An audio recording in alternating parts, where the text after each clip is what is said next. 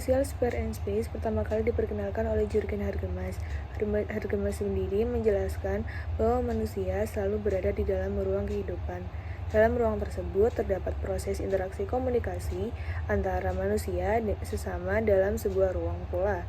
Jadi, bisa disimpulkan bahwa social spare and space adalah kehidupan masyarakat yang melibatkan antara interaksi antara individu dan kelompok, termasuk hubungan sosial, norma, nilai, dan struktur masyarakat.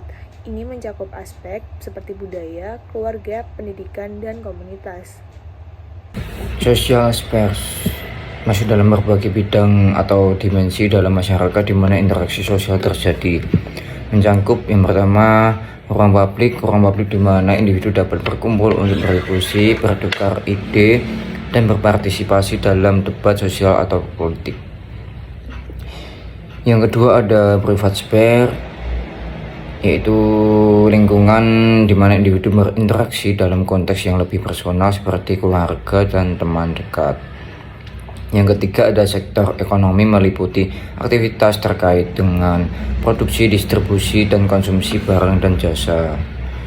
Selanjutnya, ruang dalam konteks sosial berhubungan dengan berbagai ruang fisik dan sosial dibentuk dan dipahami oleh individu dan kelompok. Itu mencakup yang pertama ruang fisik, lingkungan di mana interaksi sosial terjadi seperti di kota, taman, dan tempat kerja.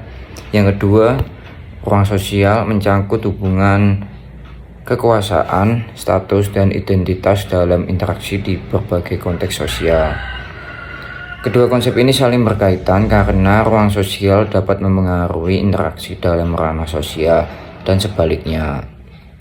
Memahami keduanya penting untuk analisis dinamika sosial dan pengembangan kebijakan publik. Oke teman-teman, untuk contoh dari Spare and Space yaitu komunitas marah-marah di Twitter. Nah, di komunitas itu anggotanya itu boleh buat marah-marah, boleh meluapkan emosinya di dalam sebuah tulisan atau seperti kayak tweet. Nanti anggota yang lain itu boleh menimpali dengan marah-marah juga. Kemudian ada juga komunitas murah-murah.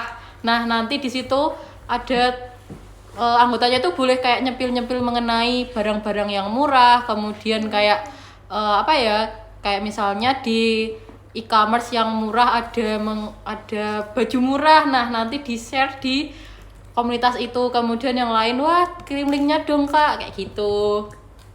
Makasih.